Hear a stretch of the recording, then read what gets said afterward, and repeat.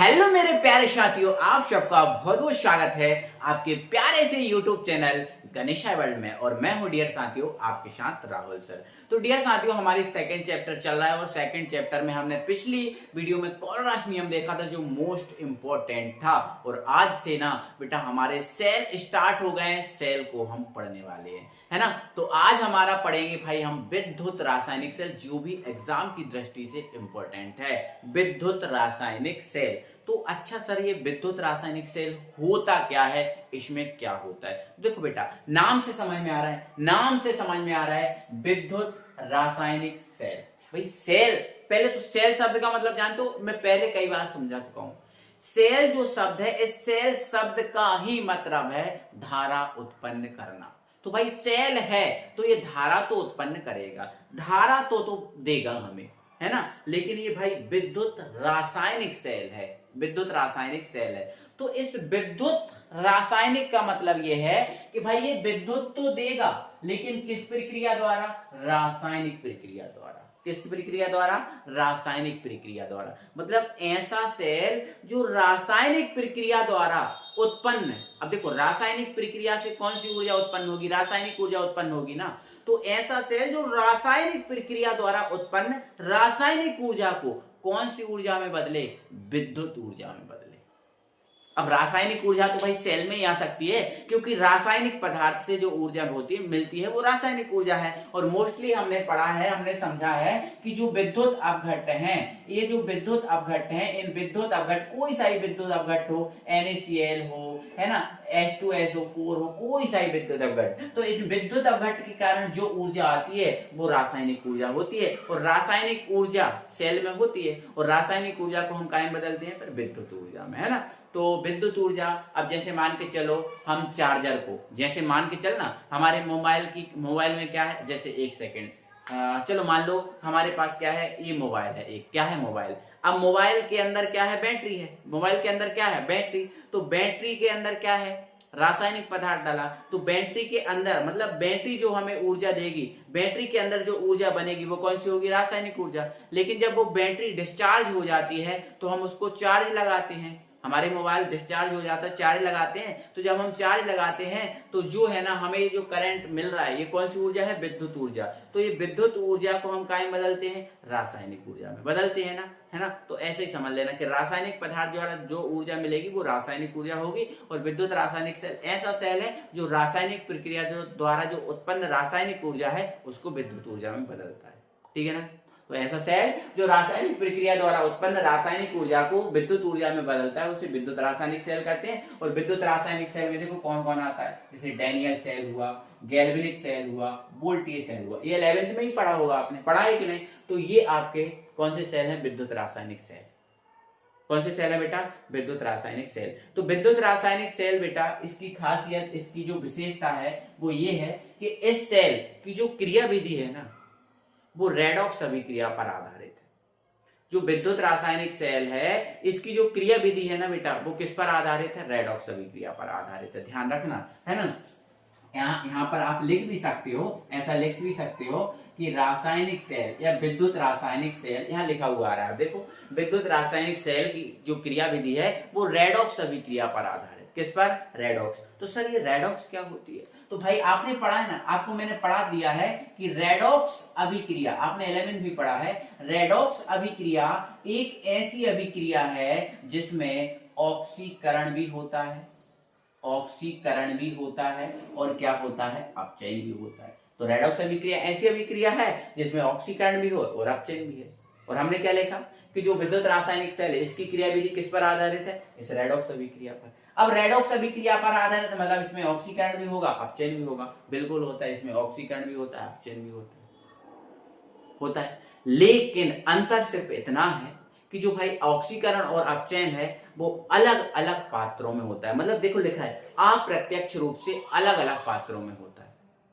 अब यहां से ये सिद्ध हो गया कि भाई विद्युत रासायनिक सेल है, इसमें दो पात्र होंगे, तब तो ये अलग अलग पात्रों में। बिल्कुल सही समझा आपने कि जो विद्युत रासायनिक सेल है इसमें दो पात्र होते हैं। आपको दिख रहे हैं, अभी इसको समझाएंगे, टेंशन मत लो, है ना। इसमें दो पात्र होते हैं। है ना। तो अप्रत्यक्ष रूप से अलग अलग पात्रों में होता है। ये बात याद रखना है कि विद्युत रासायनिक सेल की जो कार्यविधि है वो रेडॉक्स अभिक्रिया पर आधारित है, मतलब इसमें ऑक्सीकरण भी होता है और अपचयन भी होता है। लेकिन इस सेल में जो ऑक्सीकरण और अपचयन होता है वो अप्रत्यक्ष रूप से अलग अलग पात्रों में हो। एक पात्र में ऑक्सीकरण, दूसरे में अपचयन, एक में ऑक्सीकरण, दूसरे में अपचयन। क्लियर है बात? कोई परेशानी, कोई दिक्कत नहीं? आगे बढ़ो। अब आगे बढ़ना है तो भाई ये जो डैनियल क्यों बोलते हैं, गैल्वेनिक क्यों बोलते हैं, वोल्टिक क्यों बोलते हैं, तो मैं बता दूं आपको। ये जो सेल है ना, इस प्रकार का जो सेल है, अब देखो इसकी क्रिया विधि में इतना सब बता रहा हूँ डीपली, ये जो लिख रहा हूँ ये मत लिखना आप, ये जो अगला पैराग्राफ है आपको जानकारी के लिए है। तो बेटा जो इस सेल है ना, इस सेल की जो है ना निर्माण है ना 1780 में एल वोल्टा ने किया था, सॉरी एल गैल्वेनी ने। 1780 में इसका निर्माण, जो विद्युत रासायनिक सेल है इसका निर्माण किसने किया था? एल गैल्वेनी ने, इसलिए इसको गैल्वेनिक बोलते हैं। और 1800 में जो है ना इसका ए वोल्टा ने किया था, इसलिए इसको वोल्टे बोलते हैं। और 1800 बाद डैनियल ने किया था, इसलिए इसको डैनियल बोलते हैं। बस विद्युत रासायनिक सेल ही डैनियल है, गैल्वेनिक है, वोल्टी है। बस इसके निर्माण करने के आधार पर इनका जो है ना वर्गीकरण किया कि डैनियल है, गैल्वेनिक है, वोल्टी, बाकी कुछ नहीं है, विद्युत रासायनिक सेल ही है ये सब, है ना। तो अगर आपके एग्जाम में आ जाए कि वोल्टेज सेल लिखो या गैल्वेनिक लिखो या डैनियल लिखो, तो कुछ नहीं करना, बस नाम चेंज कर देना और यही का यही लिखना है। अब मैं आपको समझा रहा हूं, मैं कोई एक सेल आपको पूर्ण रूप से समझा रहा हूं। जैसे क्वेश्चन आए कि डैनियल सेल क्या है, तो लिख देना ऐसा सेल जो रासायनिक प्रक्रिया द्वारा उत्पन्न रासायनिक ऊर्जा को विद्युत ऊर्जा में बदलता है, उसे डैनियल सेल कहते हैं। ऐसे वोल्टी आए तो वोल्टी का नाम लेना, गैल्वेनिक आए तो गैल्वेनिक का नाम लिख लेना। समझ पा रहे हो कि नहीं समझ पा रहे? बिल्कुल यही लिखना है, ऐसा लिख देना। फिर इसका डायग्राम बनेगा, है ना, संरचना होगी, कार्यविधि होगी। तो आओ मैं इसका डायग्राम, संरचना, ये सारी चीजें बता दे रहा हूँ, ठीक है ना, ये सारी चीजें बता दे रहा हूँ। तो बेटा मैं एक सेल बता रहा हूँ आपको, कोई समझा रहा हूँ एक, बाकी आप तीनों अपने हिसाब से कर देना, नाम चेंज हो जाएंगे, बस तीनों बदल जाएंगे, है ना। तो डैनियल करा दो, ठीक है। तो माना कि ये क्या है? Daniel cell. क्या है? माना कि ये डैनियल सेल। तो मैं इसको थोड़ा हटा दे रहा हूं, यहां पर मैं इसकी थ्योरी आपको बताऊंगा, ठीक है ना, यहां पर इसकी थ्योरी बताऊंगा, ठीक है ना। तो मैं एक सेल समझा रहा हूं, डैनियल सेल। क्या समझा रहा हूं बेटा? Daniel cell. तो सबसे पहले तो आप लिखना ना, ऐसा सेल जो रासायनिक प्रक्रिया द्वारा उत्पन्न रासायनिक ऊर्जा को विद्युत ऊर्जा में बदलता है, उसे डैनियल सेल कहते हैं। ये इसकी परिभाषा हो गई। अब डैनियल जो सेल है उसका डायग्राम क्या है? तो ये डायग्राम है, यही गैल्वेनिक का है, यही वोल्टिक का, बस नाम चेंज कर देना, ठीक है ना। तो इसमें क्या, अब इसकी संरचना देखो, संरचना में क्या बताया जाता है, जो जो इसमें होता है वो संरचना में बताया जाता है। तो इसमें क्या क्या है? तो भाई इसमें दो पात्र होती हैं, इसमें दो पात्र होते हैं, दो पात्र है कि नहीं? आपको दिख रहे हैं दो पात्र होती है, ठीक है। जिसमें से एक पात्र में जिंक की छड़ डली रहती है, और दूसरी पात्र में देखो कॉपर की छड़ डली है, डली। जिस पात्र में देखो जिंक की छड़ डली उसमें जिंक सल्फेट का विलयन होता है, और जिस पात्र में कॉपर की छड़ होती है उसमें कॉपर सल्फेट का विलयन होता है। देखो यही लिखा, जो मैं शब्द बोल रहा हूं ना, यही सब लिखे आ रहे होंगे आप, ठीक है ना। आगे देखो, आगे देखो बेटा, जो जिंक की छड़ है एनोड का काम करेगी, और जो कॉपर की छड़ है वो किसका काम करेगी? कैथोड का काम करेगी। ध्यान रखना, ये मोस्ट इंपॉर्टेंट है। जिंक की छड़ काय का काम करेगी? एनोड का, और कॉपर की छड़ काय का काम करेगी? कैथोड का। ये मोस्ट इंपॉर्टेंट है, याद रखना। अब एक और मोस्ट इंपॉर्टेंट पॉइंट आएगा, वो बताऊंगा मैं आपको। क्लियर है बात? इन दोनों छड़ों को बेटा क्या कहते हैं? इलेक्ट्रोड कहते हैं। दोनों छड़ों क्या बोलते हैं? इलेक्ट्रोड। ये जो दोनों छड़े हैं दिख रहे हैं, जिंक और कॉपर, इनको हम क्या बोल देते हैं? इलेक्ट्रोड बोलते हैं बेटा। क्या बोलते हैं? इलेक्ट्रोड। और इनको तार की सहायता से, ये देखो तार दिख रहा है ना, तार दिख रहा है कि नहीं? तो तार की सहायता से एक वोल्ट मीटर द्वारा जोड़ दिया जाता है। तो ये जो है ना, ये क्या है? वोल्ट मीटर है। क्या है बेटा? ये वोल्ट मीटर है। कोई परेशानी, कोई दिक्कत है? नहीं ना। मैंने क्या बोला? इस सेल में दो पात्र होते हैं, जिसमें एक पात्र में जिंक की छड़, दूसरे पात्र में कॉपर की छड़ डली होती है। जिस पात्र में जिंक की छड़ होती है उसमें जिंक सल्फेट का विलयन, जिस पात्र में कॉपर की छड़ होती है उसमें कॉपर सल्फेट का विलयन होता है। कोई परेशानी है? नहीं। कोई दिक्कत है? नहीं।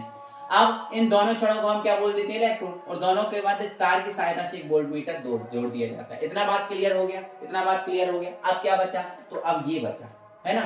तो बेटा दोनों पात्रों को जोड़ने के लिए हमें ये जो दिख रहा है ना, एक यू आकार की नली का उपयोग, ये यू आकार की नली है ना, तो दोनों पात्रों को जोड़ने के लिए हम एक यू आकार की नली का उपयोग करते हैं। और इस यू आकार की नली को हम क्या बोलते हैं? लवण सेतु। ये इंपॉर्टेंट है, इसका अलग से क्वेश्चन बनता है। क्वेश्चन आता है कि लवण सेतु क्या है।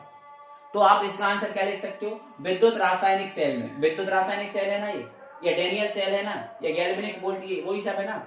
तो विद्युत रासायनिक सेल में दोनों पात्रों को जोड़ने के लिए जिस यू आकार की, यू जैसी है ना, तो यू आकार की नली का उपयोग किया जाता है, उसे क्या बोलते हैं? लवण सेतु।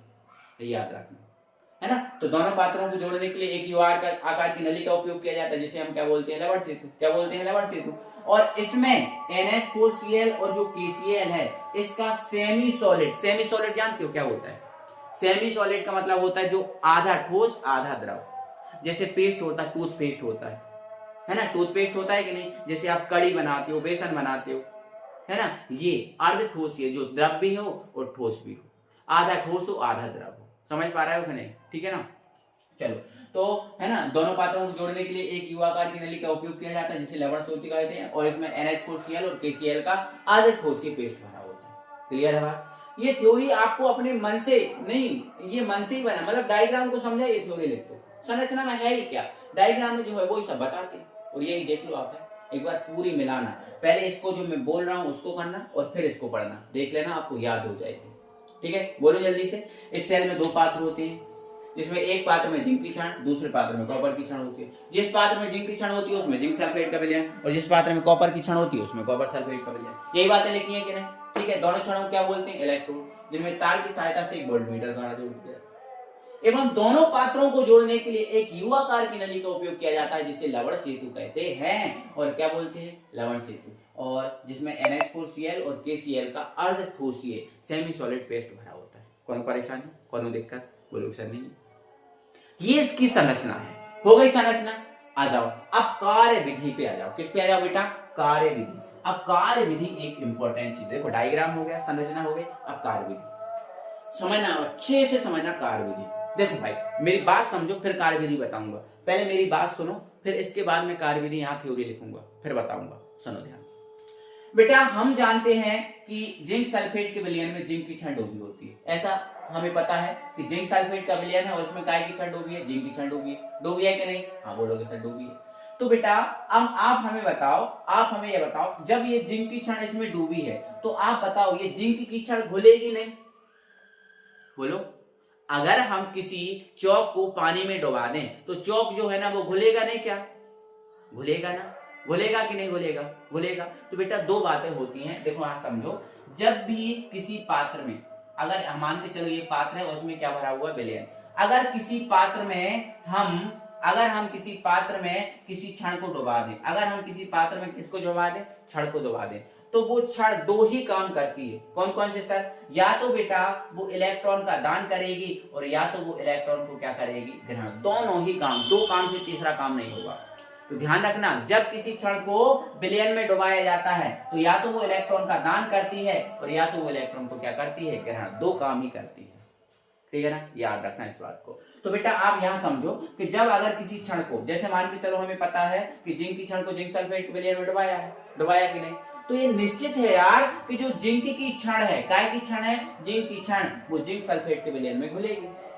अब जब जिंक की क्षण जिंक सल्फेट के विलयन में घुलेगी, क्या करेगी भाई? घुलेगी। अब घुलेगी मतलब इलेक्ट्रॉन का क्या करेगी? दान करेगी। घुलेगी मतलब इलेक्ट्रॉन का क्या करेगी? ये दान करेगी। और जब ये इलेक्ट्रॉन का दान करेगी तो आपको पता है कि जो जिंक है वो दो इलेक्ट्रॉन दान करता है। आपको पता ना, जिंक पे 2+ होता है। क्या होता है? 2+। तो जब जिंक की क्षण जिंक सल्फेट के विलयन में घुलेगी तो जिंक का एक परमाणु कितने इलेक्ट्रॉन का दान करेगा? 2 इलेक्ट्रॉन का दान करेगा। कितने का? 2 इलेक्ट्रॉन का। और भाई जो जिंक है ना वो विलयन में काय के रूप में आएगा? तो विलयन में Zn2+ के रूप में आ जाएगा। किसके रूप में आ जाएगा? Zn2+। लेकिन बताओ इतनी बड़ी क्षण में क्या एक ही परमाणु है? आप बोलोगे नहीं, परमाणु का देखो बहुत छोटा आकार होता है। तो ये जो क्षण है ना, परमाणु बहुत छोटा हो ना, तो एक परमाणु 2 इलेक्ट्रॉन का दान करता है। तो ऐसे ये क्षण में लाखों परमाणु होंगे। समझ लो, लाखों परमाणु होंगे। तो लाखों परमाणु होंगे तो लाखों इलेक्ट्रॉन के दान किए जाएंगे। और लाखों इलेक्ट्रॉन के दान किए जाएंगे तो यहां पर ये जो क्षण है, क्षण में और जो विलयन है, क्षण है और जो विलयन है, इसमें क्या उत्पन्न हो जाएगा? एक विभवांतर उत्पन्न हो जाएगा। क्या हो जाएगा? विभवांतर, या फिर यूं बोल दो विद्युत वाहक बल उत्पन्न हो जाएगा। और वो विद्युत वाहक बल क्या करेगा? वो विद्युत वाहक बल क्या करेगा बेटा? ये जो इलेक्ट्रॉन यहाँ दान किए गए हैं, ये इलेक्ट्रॉन क्षण की सहायता से होते हुए आप कहां चले जाएंगे, कॉपर क्षण की ओर जाएंगे। कहां की ओर जाएंगे, कॉपर क्षण की ओर जाएंगे। और कॉपर क्षण द्वारा ये जो इलेक्ट्रॉन इधर से आ रहे हैं वो ग्रहण कर लिए जाएंगे। तो यहां पर देखो जिंक ने क्या किया, इलेक्ट्रॉन का दान। तो जिंक ने इलेक्ट्रॉन का दान किया, और आप जानते हो मेरे डियर साथियों, इलेक्ट्रॉन का दान करना होता है ऑक्सीकरण। क्या होता है, ऑक्सीकरण। तो ये एक इंपॉर्टेंट बात याद रख लेना, ऑक्सीकरण कहां पर होता है, एनोड पर। ये 1 नंबर के लिए क्वेश्चन हो गया कि ऑक्सीकरण हमेशा एनोड पर होता है। ऑक्सीकरण हमेशा कहां होता है, एनोड पर। ये बात याद करके रखना, कान खोलकर सुन लो, ऑक्सीकरण कहां होता है, एनोड पर। अब यहां कॉपर ने इलेक्ट्रॉन क्या किए, ग्रहण। और कॉपर ने इलेक्ट्रॉन ग्रहण किए, इसलिए इस पर क्या हो गया, अपचयन हो गया। क्या हो गया, अपचयन हो गया। क्या हो गया बेटा, अपचयन। ये बात क्लियर है। अब एक बार अच्छे से सुनो, फिर से मैं बोलूंगा, सुनो अच्छे से, ध्यान से। हम जानते हैं जिंक सल्फेट के विलयन में जिंक की क्षण डली रहती है, तब जिंक घुलता है और अपने 2 इलेक्ट्रॉन क्षण को ही देकर Zn2+ के रूप में कहां आ जाता है, विलयन में। और यह क्रिया, जो घुलने की क्रिया है, चलती रहती है, चलती रहती है, चलती रहती है, चलती रहती है, चलती रहती है। कब तक, जब तक कि पूरा जो जिंक की क्षण है घुलकर विलयन में न आ जाए। और अगर ऐसा होगा तो इलेक्ट्रोड और जो विलयन है इनके मध्य एक विभवांतर उत्पन्न हो जाएगा, और वो विभवांतर इलेक्ट्रॉन को तार की सहायता से कॉपर पर ले जाएगा, और कॉपर क्षण द्वारा इलेक्ट्रॉन ग्रहण कर लिए जाएंगे। तो यहां हो गया ऑक्सीकरण, यहां हो गया अपचयन। और जैसे ही ऑक्सीकरण और अपचयन हुआ ना मेरे भाई, इस सेल का जो कांटा है ना वो तिलमिलाने लगेगा, घूमने लगेगा, मतलब धारा उत्पन्न हो जाएगी। ऑक्सीकरण और अपचयन जैसे ही हुआ धारा उत्पन्न हो जाएगी, और धारा ही तो हमें उत्पन्न करानी थी सेल से, यही तो हमारा काम था। अब आप देखो इसकी कार्यविधि, जल्दी से सुनना, ध्यान से, कान खोल के, ठीक है। हम जानते हैं एक सेल में जिंक सल्फेट का विलयन भरा होता है, जिसमें जिंक की क्षण डली रहती है, जिससे जिंक घुलता है और अपने 2 इलेक्ट्रॉन क्षण को ही देकर Zn2+ के रूप में विलयन में आ जाता है। यह क्रिया चलती रहती है, चलती रहती है, जब तक कि पूरी जिंक की क्षण घोलकर विलयन में ना आ जाए। इस प्रकार से जिंक क्षण पर और विलयन के मध्य एक विभवांतर उत्पन्न हो जाता है। वो विभवांतर इलेक्ट्रॉनों को ले जाता है कॉपर क्षण पर। कॉपर क्षण पर इलेक्ट्रोड का क्या होता है, अब इसने इलेक्ट्रॉन दान किए तो इस पर ऑक्सीकरण होगा, इसने इलेक्ट्रॉन ग्रहण किए तो इस पर क्या होगा, अपचयन। तो इलेक्ट्रॉन ग्रहण कर लेता है, जिससे सेल में धारा प्रवाहित होने लगती है। तो ये इसकी कार्यविधि आपको दिख गई, अच्छे तरीके से, मस्त तरीके से समझ में आ गई, दिमाग में छप गया, बिल्कुल। आ जाओ इसकी रासायनिक अभिक्रिया और कर लो, फिर ये फिनिश हो जाएगा। तो डालो आप हेडिंग, रासायनिक अभिक्रियाएं। क्या डालना है, रासायनिक अभिक्रियाएं। डाल दो, अच्छे से डाल दो भाई, रासायनिक अभिक्रिया हमने डाल दी। रासायनिक अभिक्रियाएं, रासायनिक अभिक्रियाएं लो हमने डाल दी, कोई परेशानी है नहीं। अब रासायनिक अभिक्रियाएं तो भाई कुछ एनोड पर हुआ, कुछ कैथोड पर, एनोड पर हुआ, कुछ कैथोड पर हुआ। तो आप बताओ रासायनिक अभिक्रियाओं में जो एनोड है इस पर क्या हुआ, तो एनोड पर मेरे डियर साथियों क्या हुआ, ऑक्सीकरण। क्या हुआ, ऑक्सीकरण। तो कैसे हुआ ऑक्सीकरण, तो जिंक, एनोड पर कौन था, जिंक था ना, ये रहा जिंक। ऑक्सीकरण कैसे हुआ, तो ऑक्सीकरण ऐसे हुआ कि सर जिंक ने इलेक्ट्रॉन का दान किया, और जब इलेक्ट्रॉन दान किया तो आपको बहुत अच्छे से पता है इलेक्ट्रॉन दान हमेशा एरो के इस तरफ किए जाते हैं। तो जिंक ने कितने इलेक्ट्रॉन दान किए, 2, इसलिए जो Zn था इस पर क्या आ गया, 2+। यही तो हुआ, और क्या हुआ, यही तो हुआ। हुआ कि नहीं हुआ, फिर ऐसे कई बार हुआ। तो ये जो इलेक्ट्रॉन है, इलेक्ट्रॉन निकल के कहां गए, कॉपर पर। तो कॉपर क्या हुआ, तो कॉपर पर क्या हुआ, कॉपर काय का है, कैथोड का। तो यहां पर लिख दो आप कैथोड। तो कैथोड पर क्या हुआ, कैथोड पर। तो कैथोड पर क्या हुआ, तो कैथोड पर अपचयन हुआ। क्या हुआ, अपचयन। तो कैथोड Cu था, कैथोड क्या था, Cu। क्या था बेटा, कैथोड Cu। और Cu पर आपको पता है कौन सा आवेश होता है, 2+ होता है कि नहीं। तो ये जो इलेक्ट्रॉन चार की सहायता से आए, ये जो कॉपर क्षण है, इस कॉपर क्षण द्वारा इलेक्ट्रॉन ग्रहण कर लिए गए। ग्रहण इस तरफ ही होते हैं ना एरो के, जब ग्रहण कर लिए जाएंगे तो इस पे जो 2+ है वो हट जाएगा और कायम बदल जाएगा Cu। तो ये एनोड पर हुआ, ये कैथोड पर हुआ, खत्म कहानी, खत्म कहानी। और कुछ हुआ क्या ना, ना, नहीं। क्या बात, नहीं हुआ ना, एनोड पर कैथोड पर हो। अब इसकी संपूर्ण अभिक्रिया बताना है। कौन सी अभिक्रिया बताना है? संपूर्ण। तो बस भाई कुछ नहीं करो, संपूर्ण जो अभिक्रिया है और संपूर्ण अभिक्रिया के लिए आप एनोड को और जो कैथोड है इसको जोड़ दो, ये आपकी कौन सी अभिक्रिया बन जाएगी मेरे प्यारे साथियों? संपूर्ण बन जाएगी। कौन सी बन जाएगी? संपूर्ण। एनोड पर एरो किस तरफ कौन है? Zn लिख दो। एरो किस तरफ कौन है? Cu लिख दो, ठीक है ना, Cu2+ लिख दो। 2 इलेक्ट्रॉन इस तरफ, 2 इलेक्ट्रॉन इस तरफ, वो कट जाएंगे, कोई दिक्कत नहीं, ठीक है। इस तरफ कौन है? Zn2+, Zn2+। इस तरफ कौन है? कॉपर लिख दो। अब ये 2 इलेक्ट्रॉन क्यों नहीं लिखे सर इस तरफ? तो भाई 2 इलेक्ट्रॉन इस तरफ, 2 इलेक्ट्रॉन इस तरफ, कट जाएंगे, मतलब क्या निकलेगा? तो बेटा थोड़ा लाइट का इशू है, इसीलिए आपको थोड़ा एडजस्ट करना पड़ेगा, बट कोई प्रॉब्लम नहीं है, आपको सारी चीजें एग्जैक्टली बिल्कुल बराबर से दिखने वाली हैं। तो मेरे डियर साथियों, अब हाल के हाल ना जो लवण सेतु है इसको भी कवर कर लो, क्योंकि क्वेश्चन कभी कभी आ जाता है लवण सेतु क्या है, इसके कार्य बताइए। तो सुनो, लवण सेतु आपको दिख रहा है मैंने आपको बता दिया था, दोनों पात्र सॉरी विद्युत रासायनिक सेल में इन दोनों पात्रों को जोड़ने के लिए हम इस यू आकार की नली का उपयोग करते हैं, और इसे ही हम क्या बोलते हैं? लवण सेतु। तो परिभाषा यही है कि विद्युत रासायनिक सेल में दो पात्रों को जोड़ने के लिए जिस यू आकार की नली का उपयोग किया जाता है उसे लवण सेतु कहते हैं। बस खत्म।